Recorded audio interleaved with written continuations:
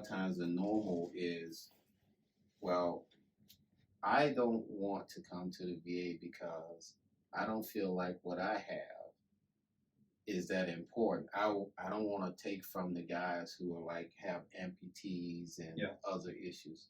Well, the way the VA functions is if you're not enrolled into the VA system, the VA doesn't get funding. If the VA is not getting funding, all that specialty care you want for the people that has more severe conditions, we're not going to be able to help them. We're not going to be able to hire those #1 doctors and get them to work here for the veterans. So that is why the big need is what helping our heroes get a chance to do is when we're bringing everybody together for camaraderie, we can tell them and ask them, are you enrolled at the VA if you're a veteran? And then we can let others know who someone part of this probably has a family member who's been a veteran. And now that's our opportunity to say, you need to get enrolled into the VA because this helps all veterans. Not just the ones who are in severe need, but also the ones who just need basic care. And then the ones who are going to need care when they get to their golden years. So that's why you want to be involved with the VA as early and as soon as you can.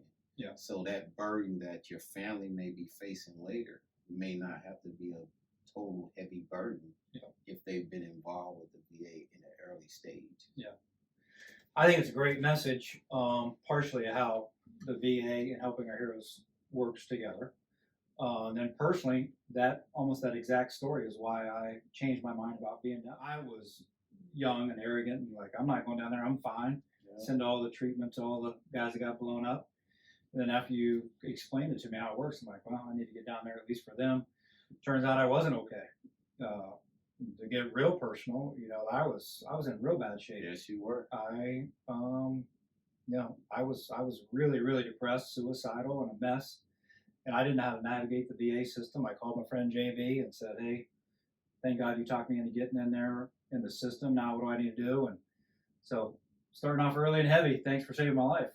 They got me some good stuff, and been good stuff ever since. Thanks for doing that. But that's a good example of how the two can work together, right? And since then, since I know how the VA works and the funding works, this guy here, Richard, my friend, I don't know if I could use names, but I've sent a bunch of people to you who kind of thought the same way and are getting help now. So it's a great partnership. Let's rewind a little bit. Let's go back to the beginning of Helping Our Heroes and SgtMaj JB Edwards. Start with your Marine Corps. Give us a verbal summary of your Marine Corps career. Joined the Marine Corps in '84. Out of high school. Stayed in for nearly 30 years. Did some good things in there. Embassy duties being one. Been a recruiter. Kind of been overseas quite a few times. Lived out of the country, probably a total of 7 years maybe out of my career. But had a good career. Can't really complain about it. But I knew when it was time to go. So I remember getting a call from late Trip Umar asking me about joining your board when you all were looking at getting this thing started. And I think it was from a trip you all had taken to St. Louis. That's right. And heard one of our old commandants speaking and kind of gave you a little bit of inspiration. General Conway. That's right. Gave you some inspiration, and you came here to start the exact same thing. And that's where the grassroots started. So when Trip asked me to come on at more like a consultant, because it was more emphasis was on the Marine Corps at the time. And from there, kind of just making sure when we call for military support that we're doing it properly and none of the rules are being broken, and this could be something that we're all proud of. So that was my start. And since I retired and joined the VA, there's no better place to really want to actually continue to volunteer. It's nothing like being a part of something good where people that need the help can get help. And just picking the Semper Fi Fund to support that fund with this organization. That was perfect for me. Okay. Why is that? Because the Simplified Fund, was started by a Marine spouse. Yep. That was to help her spouse. Yep. That's to help other spouses and other Marines who were coming back from war. Right. And the issue that we had, which was new, was the amount of service members that were surviving traumatic injuries. Exactly. Yep. This country was not prepared for that. Yep. And a lot of us lived. Mm-hmm. And a lot of us, even some have memories, and some have events that it's not necessarily physical all the time, but it's mental. Mm-hmm. And the mental portion of what's happening is probably our hardest thing to conquer right now, because looking at this pandemic, a lot of our mental health veterans deal with a lot of extreme depression. Yep. This pandemic, being locked up, is not really helping. Mm-hmm. So the VA is doing a lot of telehealth right now. Yep. And actually, we started a lot of the telehealth for the rest of the nation. There's a lot of things we started in the VA for the rest of the nation, but telehealth is one of the ones now we went from doing maybe 5,000 or so to doing almost 34,000 plus daily with the VA of just throughout the nation doing telehealth now.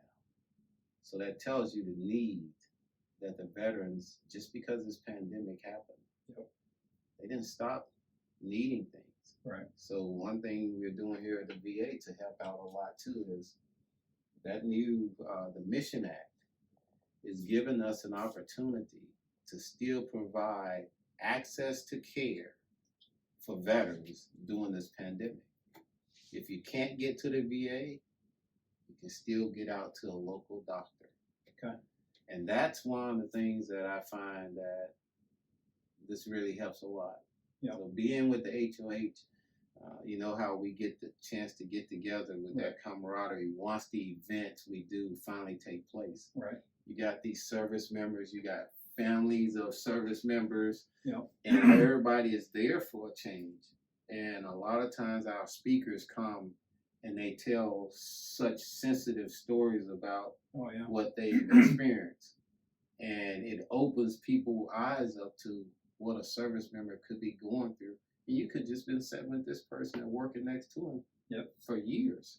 Yep. And not know that when he goes home at night, it's a struggle. Yep. The time of darkness is not always the best time for a veteran. Yep. Sometimes the light needs to stay on. And that has to be understood. So veterans with spouses, services are offered for them also to help understand what your veteran is going through. Mm-hmm. The VA offers those services. Please don't turn them down. They're free services for counseling. To that point, how would people connect? So let's say the worst case example, you're a vet who has issues, you're a spouse of a vet, a mother, whatever it is, and they've had no contact with the VA. How do they even get started? 1-800, call the VA. Okay. Just Google it, call the VA. If Okay. you're in serious help, call the crisis line. Okay. The VA has a 1-800 crisis line. Okay. Call your nearest VA and you'll get connected from there. There'll be somebody on the line to connect you and tell you the next steps to follow. Okay. And if you're ever having any issues, you have your veteran service officers. You have each county has a county veteran service officer. Okay. That's in every county that can support the veterans and let you know about the VA as well. The access is there. Is that just Texas or is that all over the country? All over the country. Okay. Take Louisiana, they have parishes, so Yeah. it'd be a little different, but Yeah. it's still the same concept all over the country. It's great to know. It is. We'll put a link on our social media so people can find those numbers a little bit easier. We started talking a little bit about the need, the depression, COVID makes it worse. Just walking in here, we saw still a lot of people, being wheeled in, hobbling in, and that's just the physical stuff. I know that the PTSD goes to the back, and so can you talk to us about the need? I know that we don't see it as much, right? The war started almost 20 years ago, and still going. So there's a lot of other things that are on people's minds besides this, and that's one of our challenges, right? To make sure that people realize that there's a tremendous need. And I'm glad you brought up, our unique challenges. Thank God our medical advancements can save guys off the battlefield more. Yes. But again, that compounds the problem once you get back home. You're alive longer with bigger injuries. So anything that you would add about that? I mean, are suicides still an issue? I will tell you this. When I started here, this VA, meaning VA North Texas Healthcare System, that's what this really consists of, because it consists of 40 counties. 2 of the counties are in Oklahoma. Okay. That falls under the director's area of responsibility. Okay. We were less than $1 billion budget for this VA North Texas healthcare system when I started, which is 40 back counties. in 2013, which is That's 40 a lot counties. It's a lot of land. But now I can tell you, this organization now is over $1 billion budget annually. Wow. And Travis, we do over 1 million appointments a year. Wow. Just from VA North Texas healthcare system. That's fantastic. That's the need. Yeah. When we're servicing on an annual basis, and this is a weird thing. Listen to this. Only about 130,000 of the close to 500,000 veterans in this catchment area. We only servicing 134,000, and we're still doing over 1 million appointments. Wow. Annually. So that tells you the need of what's going on with HOH, because it helps get the word out to the rest of the veterans out here that the need is real. And I know there's some veterans out here that are suffering that is not coming into this facility. Yep. But I know when we put an event on and it's publicized and the public gets to finally see, and people get to volunteer because it makes you feel good to be a part of something good that's actually helping. Yep. That's where it really shows the need. Right. The need is in the numbers. Yep. The data does not lie. Yep. The numbers are, we still have over 300,000 plus that still need help. That haven't knocked on the door at all. Haven't knocked on the door. But I tell you something else, Travis. I tell you why we need this. Every bi-monthly, or every quarter, our chaplain service has a memorial service for all the veterans in this catchment area that's passed away. We were at one time losing close to 400 veterans per chaplain service. Which is how often? Quarterly. Okay. But when we lose those veterans, they're gone. Now compound the fact that a lot of those veterans took care of their homes. Oh, yeah. Families. Yep. President Lincoln's promise was to take care of orphans and families. Yep. Along with that veteran. But if that veteran never made it here, there's no way that the VA knows to help that family. Yeah. That's the need, Travis. Yeah. It's more than the veteran. it's the family member that's saying, hey, how do I deal with him now? When he was younger, he went to the facility, y'all took care of him. But now that he's older, more things are coming up, and I'm left here trying to figure out what's going on. So that's more of a reason for any veteran of any age to come and connect with their local VA, if not for you, to do it for your family. Do it for your family. And another big thing is, though, what we do here with HOH, that helps. Because there's not an opportunity all the time where people get to hear these stories and get to see the real live veteran that I keep saying this, he's your next door neighbor. And you don't even know what he's going through when he's sitting at home. So sometimes when you see that veteran, it's good to just say hello or how you doing, or thank you for your service. Believe me, that does count.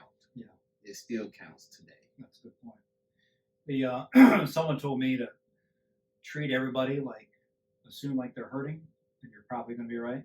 So, I know we're talking about veterans, which is absolutely why our organization exists, but it's probably true with everybody, right? We wear these social masks and act tough and everything's okay, but everybody's hurting. So be nice and reach out. It's a great point. So with helping our heroes, go back to your kind of involvement. And I think people understand that you were invited by the co-founder early on. You're obviously a retired sergeant major. He's been very helpful with the local units. I'd have to give a shout out to the W.T. White's Junior ROTC program. I've lost track how many years they've helped us out, but they helped us out for many years. The young high schoolers in the Junior ROTC program come out and volunteer. They helped us out from the first year we started. So that's going on a decade now. So, and see, Travis, that's the part when you talk about memories of what's happened here with the HOH. Those are my memories, because those are the grassroots memories. That's when we were starting out, and you had people doing different duties. And you could see the beam and that spirit of glow that they had just from being a part of being able to help. They felt like they were helping. I know we've evolved now. We're a lot more organized. But sometimes I miss that grassroots part where you're seeing everybody out there. They show up on the morning of the event. And you got everybody out there, and you're riding around on the cart, and you're seeing people sitting up at stations that are just normal, everyday working people. That took a day off work to volunteer. That's the beauty of Wells Fargo, though, too. I'll tell you, because Wells Fargo, my wife is an employee there, and they do still give you those volunteer days. Sure do. And I remember my wife used to say, nope, my volunteer day, one of them is going to be for the HOH. She did it every year for the longest. So she would always say, nope, that one of those volunteer days is going to be for the HOH. And that was one reason I actually enjoyed coming aboard to do this, was to see an organization like that still allow their employees to take that time off to help. And, like you brought up the co-founder Trip. Trip was really, I mean, he was sold on it. It was a big part of what he did. He is missed. Certainly. And I tell you, one of the other memorable parts of that was, remember that time you gave Trip your Purple Heart there, and you gave that speech? It's like a father-son speech almost. Like a son talking to a father. That he never had. That was a big part of our lives. That was huge. You just don't give your Purple Heart away to anybody. That was big. That was good. Rewinding just a little bit about, so Trip worked for Wells Fargo, and I still do. So does your wife. And you mentioned early on that Trip and I went to St. Louis for the General I think it's now called the General Conway Tournament. Yes, it is. And at that time, we were sitting with David Kowach and Danny Ludeman, who at the time, Danny was the president of Wells Fargo Advisors, and now David Kowach is literally the president of Wells Fargo Bank, Yes. the community bank. And Tripp and I were just scratching away, like, who do we need on our board? And those gentlemen were like, what are you guys doing over there? And like we told them, they said, whatever you need to get started, we'll do. And they literally gave us $30,000, I think, for the first 5 years. So it's not just that Wells Fargo allows your wife and me to do it; they like promote it. It's great, great company. I'm glad you brought that up. So your involvement over the years, you talked about some of the different things you've done. We've kind of gone from small group of guys kind of figure it out together to a pretty well organized organization, even though we're still grassroots. Any suggestions you'd have if anybody wants to kind of get involved, to volunteer? Oh yeah, I actually tell people about when I'm going to this event. My director is aware of it. I tell him all the time, hey, it's the HOH event. I'm going, and he's always happy to hear about it because he knows when I'm out there, there are veterans there. Yep. And we're talking to veterans. So I would say to anyone, not just veterans, but anyone, if you're interested in volunteering and showing how you would like to give back to society, and how you can be an example to young and old by volunteering with this organization, you can't go wrong. Yeah. We're not here to make money on people. We're here to give the money to where it's needed. Yeah.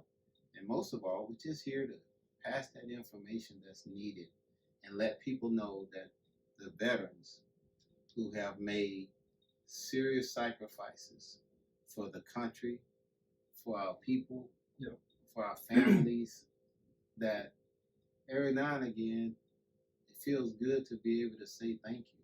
Yeah. And this is all we're doing. Yeah. We're just veterans getting together with other members and other people who care about the veterans and their families to say thank you for what you've done for the country. Yeah. Who wouldn't want to be a part of that, Travis? No. So let me add a couple of things, like in terms of if people want to get be involved or volunteer. We typically do our events in the fall, right? But you mentioned the pandemic, and so we're postponing a couple of the events. For 2021, we're going to do the golf in the spring and the gala in the fall. Yes. So the golf in the spring, back to honoring our Marines. We had a very good board member who is a retired Marine, Carl Fight. Unfortunately, he passed away, and we're going to do the golf event in his memory and honor his family. That's going to be at the Las Colinas Country Club. Dates to be determined. And then again, the gala will be probably the Saturday before or after Veterans Day. So mark those 2 dates on your calendar. Follow us on social media so you get the updates as we get more details on those. And then also, from a financial perspective, you can go to our website, helpingourheroes.us, helpingourheroes.us, and just click the donate button. Any donation of any size is certainly appreciated. What we are trying to do for 2020 is a little slogan that JB and myself and the other board members came up with, is 20 and 20 in 2020. Meaning we want to raise $20,000 for the Marine Corps Scholarship Foundation and $20,000 for the Semper Fi Foundation, so that we can do that in the year 2020. And without the events, we're relying heavily on people like yourself during this pandemic to be able to donate as you see fit. So JB, any closing thoughts? Anything? I have a lot of stuff running through my head that I want to try to summarize, and you correct me if I'm wrong. We were joking before that JB corrects me even when I'm correct. That's why he's a sergeant major. Yeah, I did have a little correction already. Carl was a sergeant. What did I say? In the reserves. I don't think he retired from the Marine Corps. Okay. He served his time, but he was a Vietnam veteran. Exactly. And right now, the VA is in the process of supporting his spouse. That's fantastic. Because he, had to do with Vietnam because of his passing. Yeah. And there are a lot of great stories like that. And unfortunately, there's a lot of stories that did not happen like that. That's that right. should. So, And that's one of the big things I take out of my relationship with you and the VA, and even this conversation is kind of a pinnacle of that relationship, which is a lot of this is about relationships and getting involved and getting the word out and getting the help to the people that either need it or need it and don't think they need it. You know, there's everybody on all ends of that spectrum.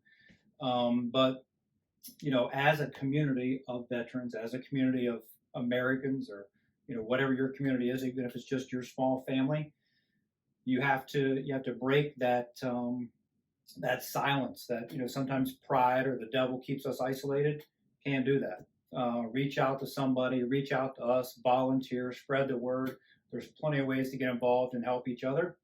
And I'll tell you, maybe this sounds selfish, but I started doing all this stuff for other people, but I gotta tell you, I've benefited tremendously. So do yourself a favor, get involved with us or a similar organization. If you can afford it, please donate. And thanks for your time today. Bye-bye.